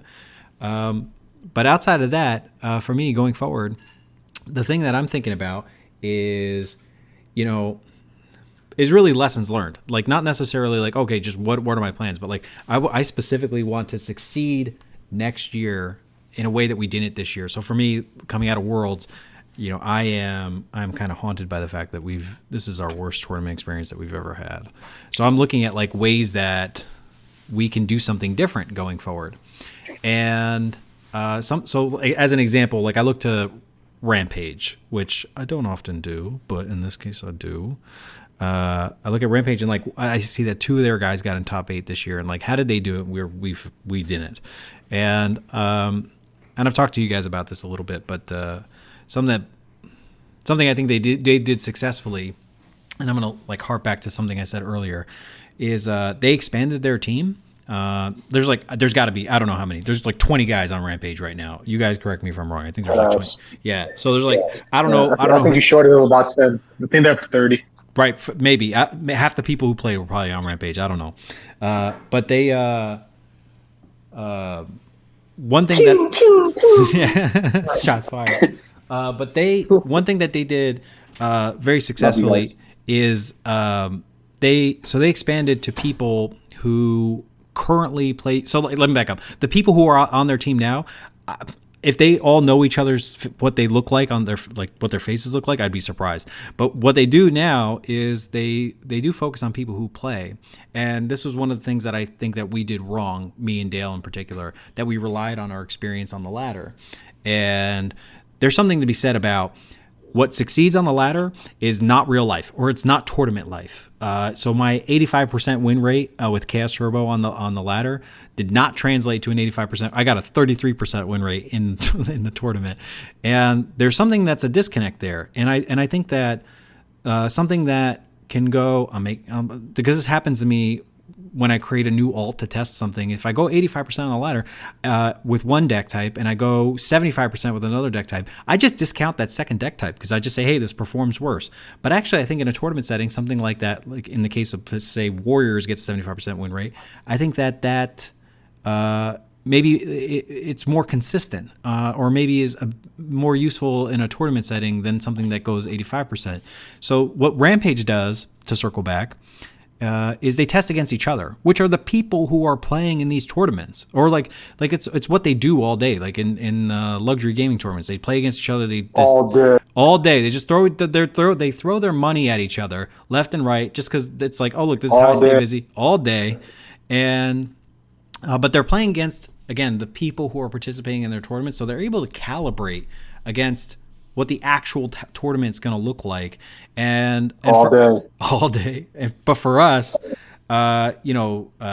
respectfully, I don't play. We don't have all day. We don't have all day. Me, Anthony, Dale, we don't play as much as these guys, and our team is really a collection of people who, we've stayed friends over the last 16 years, and we talk to each other more about Paul's podcast and Rimus's tax business and Anthony's workout regimen. Endeavors. Yeah, me and Anthony spent more time in the past week going to the gym than playing Yu-Gi-Oh. So the idea that we're as focused on Yu-Gi-Oh as these guys are, it's just not true. And we've expanded recently to talking about real estate.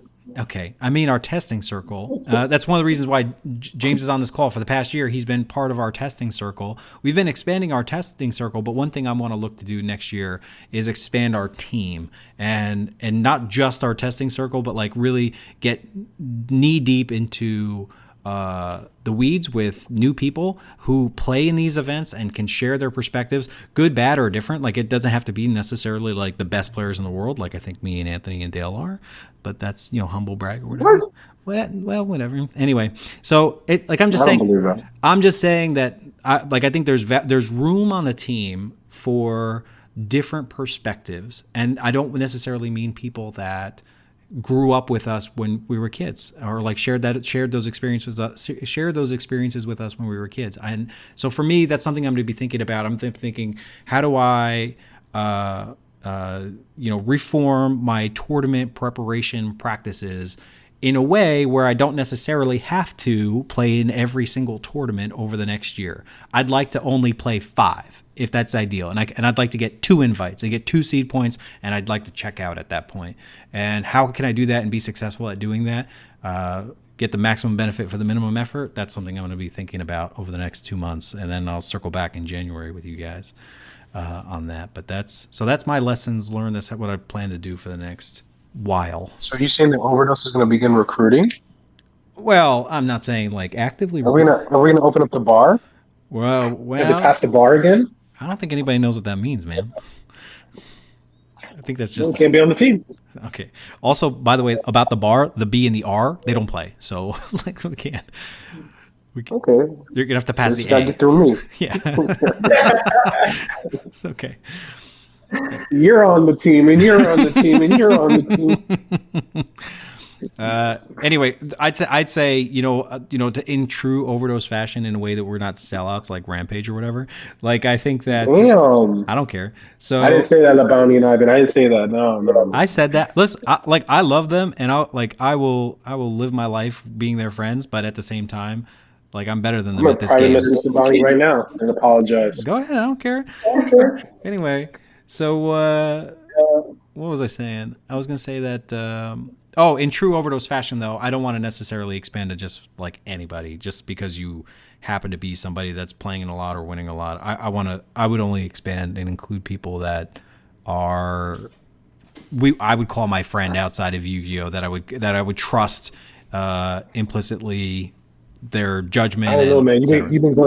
You've been going to lunch with a lot of Yu-Gi-Oh! People recently that you wouldn't be friends with. What are you talking about? I don't know. Never mind. That was I put people's names out there. That was a bad joke. I don't know what you're talking about. Who'd I go to lunch with? Next. Okay. I don't think I went to lunch with anybody. But okay.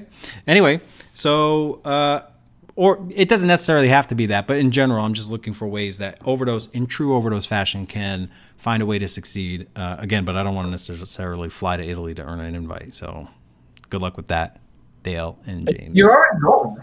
Just go that week. No, that's stupid. His girl's not letting that happen. Oh hell no! Oh hell no! We have that She whole. doesn't let him play in the house. We have a 10-day trip planned out to Switzerland with Italy on the tail end. There's no way that I'm going to be able to squeeze in a Yu-Gi-Oh event. Are you kidding? Bro, you say that now, and then you're gonna be in Milan, happen to have your deck. You're like, oh, what's gonna happen now? How did this wind up in my suitcase? Whoops. Look, there's a store that you can browse for 10 hours. No, there's no way. Anyway, look. So that's me. That's you guys. Before we wrap it up, anything else you guys want to add to this conversation? Great. So that listen, I appreciate each and every one of you coming together to have this conversation. I know it's not easy with our adult lives, and we had to reschedule this once or twice already. So Dale, Anthony, James. Yeah, it's all right.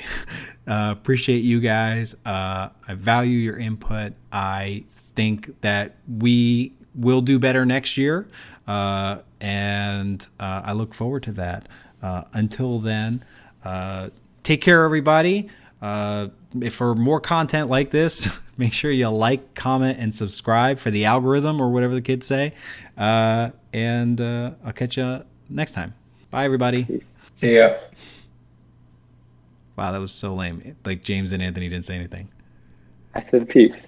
I didn't come through. Whatever. We all said it at the same time. Got you. Yeah. I didn't say nothing. Yeah. That sounded terrible. If they make it through the 2 hours, they know what they're getting. They know what they're in store for. That's it. All right, goodbye.